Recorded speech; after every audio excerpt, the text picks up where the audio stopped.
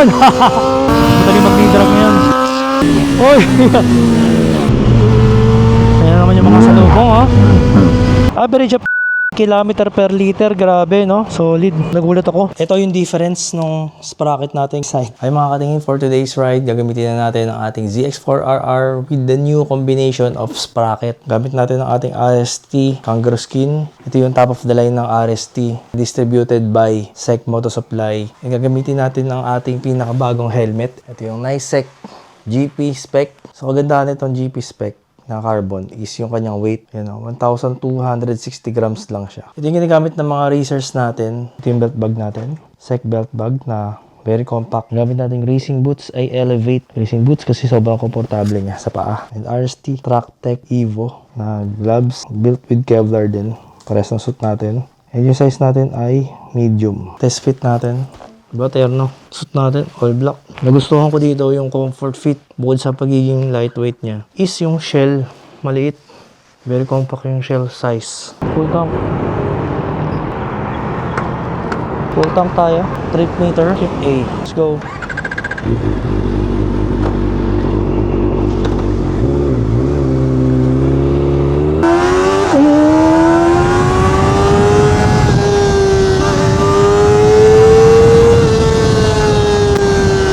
Ating first test.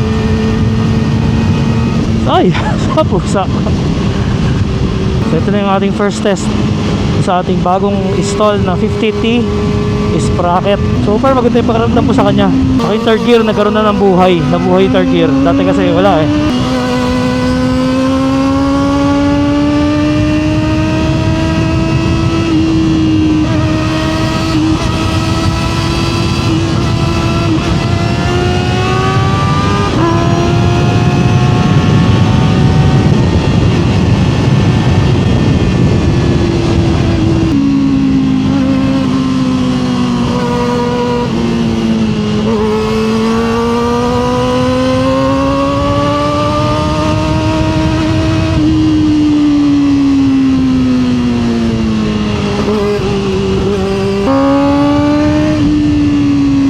Oh.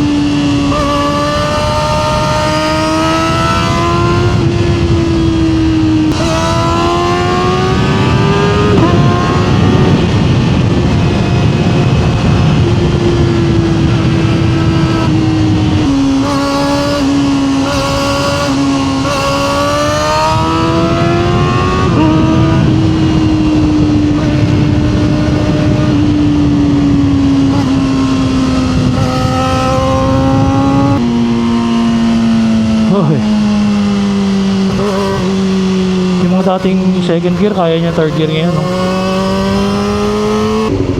Parang sarado. Hindi, bukas pala.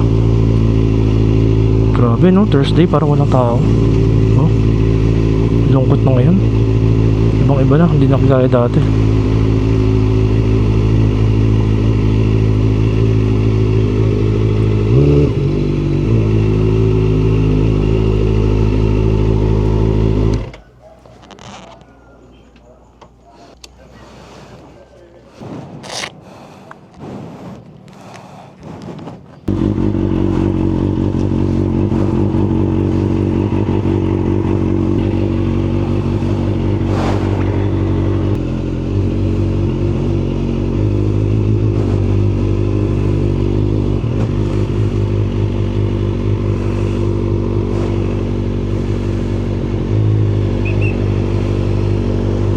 Alright. Yeah, thank you.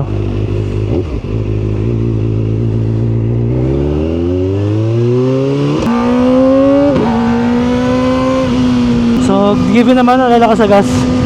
Mamaya malalaman natin pag balik natin, magpa full tank tayo ulit. Based sa trip meter natin, makakompute natin yung exact average fuel consumption. Ngayon naka 1350T na tayo.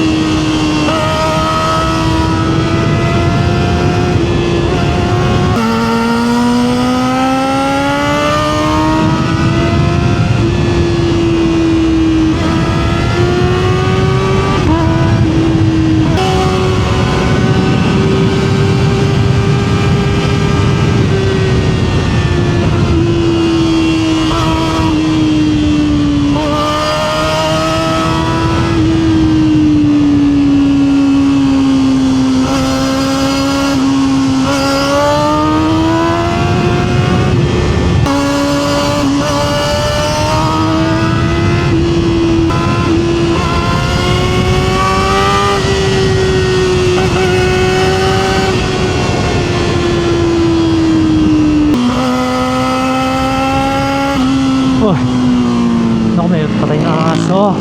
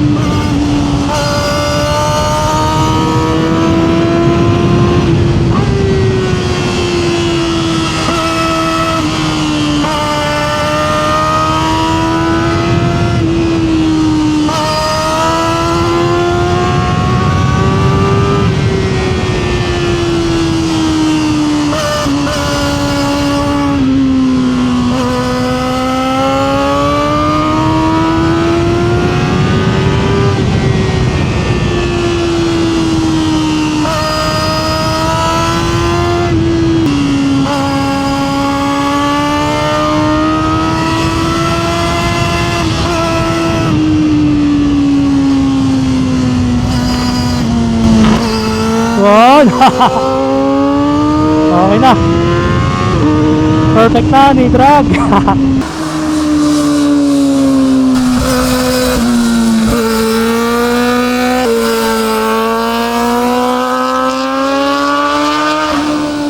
Madali mag-drag ngayon. Oy! Ayan naman yung mga salubong, oh.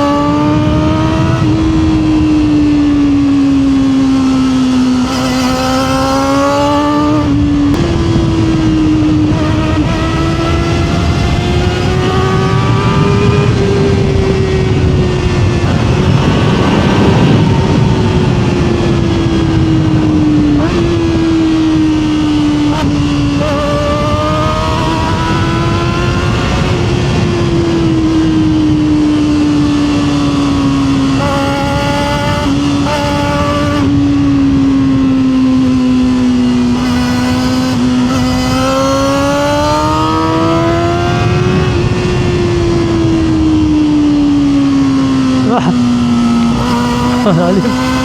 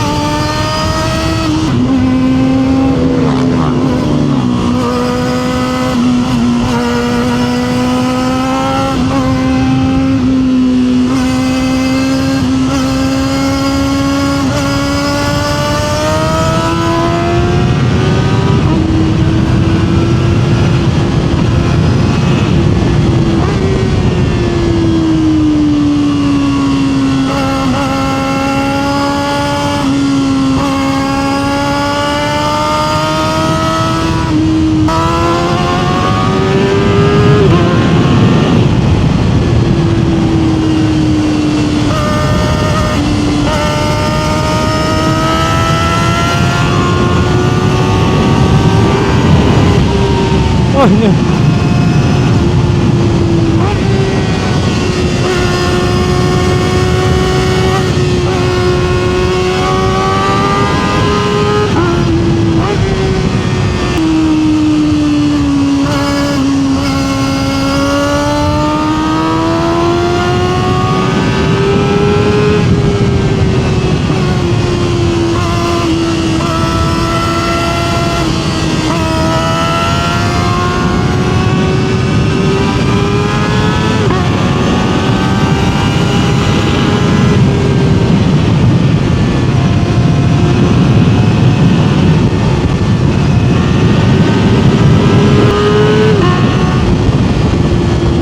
Adrenaline na rin, grabe yan, huli na.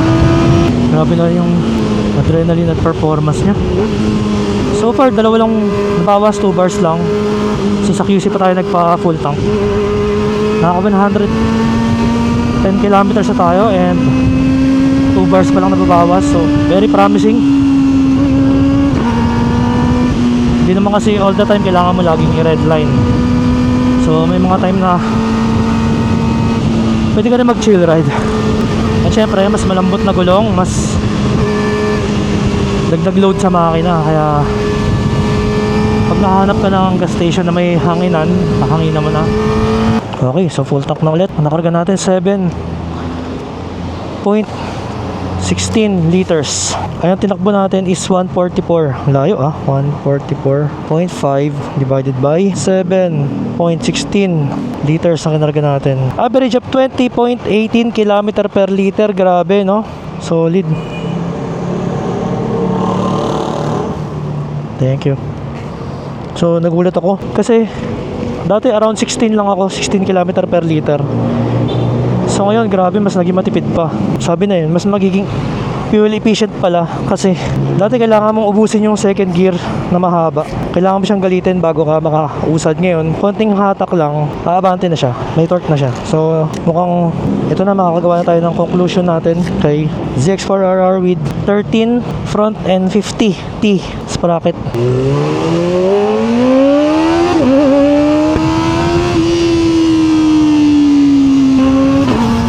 So yung mga nagsasabi na mabagal ang ZX4RR, well, ito na ang sagot sa mga nababagalan.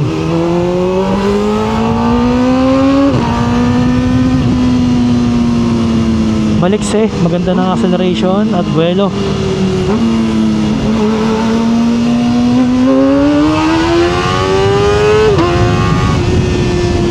Just like that, oh.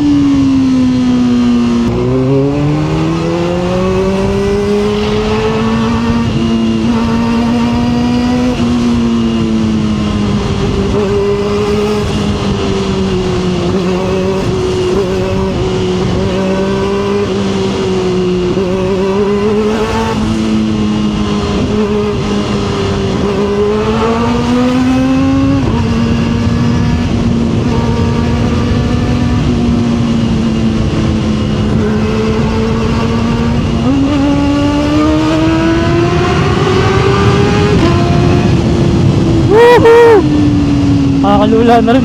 Eh syempre hindi natin ma-achieve yung ganitong hatak kung hindi dahil din kay Overdrive Moto para sa kanyang malupit na pagkaka-remap sa ating nilagay na full system ng headers with cut delete.